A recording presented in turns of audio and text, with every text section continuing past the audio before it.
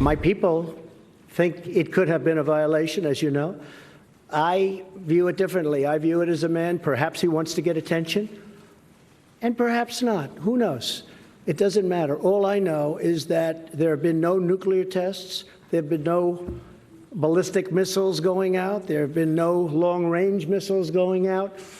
And I think that someday we'll have a deal. I'm not in a rush. All right, so the president dismissing this latest missile launch by the North Koreans, but even those around him, and certainly in Japan, when he was there meeting with the Japanese leader and a three-day guest of the Japanese, are concerned. They're in the neighborhood of those missiles, and they don't like what they're seeing. 2020 presidential candidate, Democratic Congresswoman from Hawaii, Tulsi Gabbard, with us right now. Congresswoman, good to have you. Aloha, Neil. Are you worried about the president not being worried about this? I am, because the situation with North Korea remains very serious. You know, every single day that goes by is a day that North Korea can continue to try to strengthen their nuclear capabilities. So I think President Trump is making a big mistake here in thinking that his own personal charm or his relationship or friendship with Kim Jong-un is going to be enough to make a deal that will achieve our objective of ultimately denuclearizing the Korean Peninsula. This is a mistake because if you put yourself in Kim's position, you see how the United States has broken previous agreements that were made. You look at what happened to Gaddafi in Libya, where Gaddafi was promised, hey, if you get rid of your nuclear weapons program, we're not going to come after you. Well, the United States went after him, toppled Gaddafi. Kim looks at the Iran nuclear deal that was made to stop Iran from developing a nuclear weapon.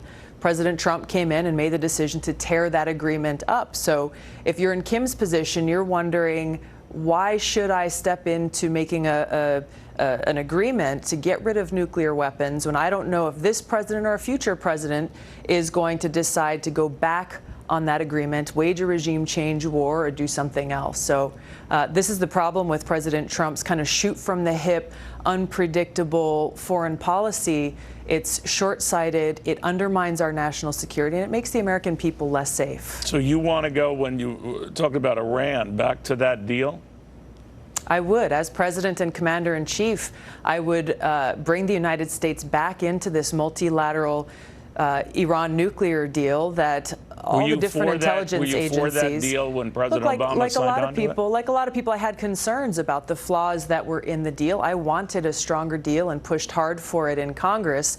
Ultimately, when the final deal was presented, I knew that it was a decision between this deal that we could work to strengthen in the future that would prevent Iran from gaining a nuclear weapon, or war. And I chose the route of peace and diplomacy. Let's make this deal and work to strengthen it. All right, well, as you know, the president said that no deal was better than this deal. We can go back and forth on that. But you have been critical of a lot of people in both parties, how they handle the disturbances around the world. You had said, in talking about this, that when it comes to tensions with Russia and China and elsewhere, we're getting closer to the risk of a nuclear catastrophe. You had called out Chickenhawks, as you put them, in both parties, the corporate media and the military-industrial complex, who drove us to war for their own power and profit. Now, you've served in the military. You're one of the few presidential candidates who has.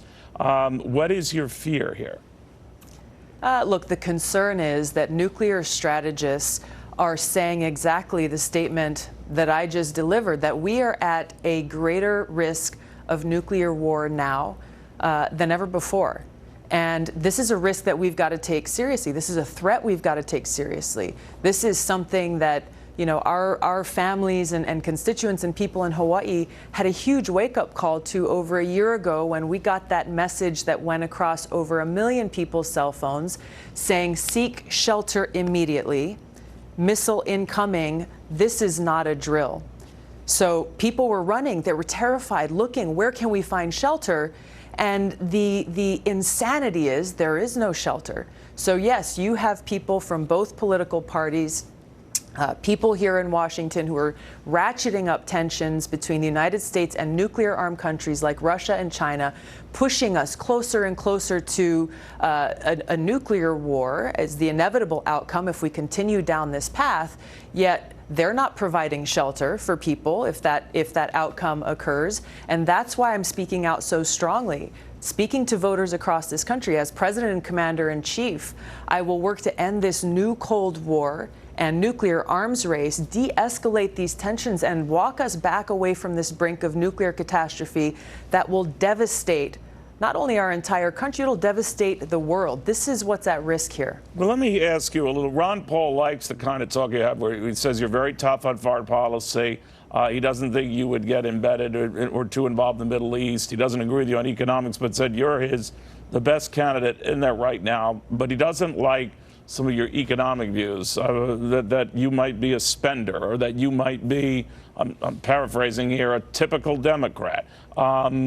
And that unnerves some who think that you'll just parrot whatever the line is of the party right now, you say?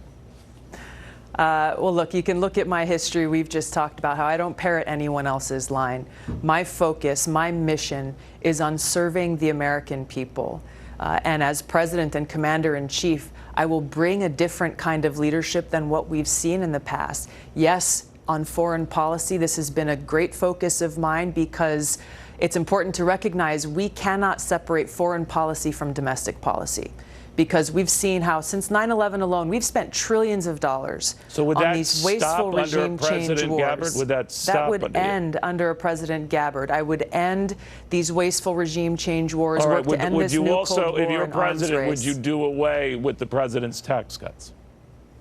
I think we need to overhaul our whole tax system. I think the president's tax cuts overwhelmingly benefited the rich and powerful, leaving behind the vast majority of hardworking Americans in this country. Well, almost everybody got the tax cut, right? And now we're dealing with record low unemployment in all groups. A lot of people benefited, but right. If you look at the tax cuts, who benefited the most?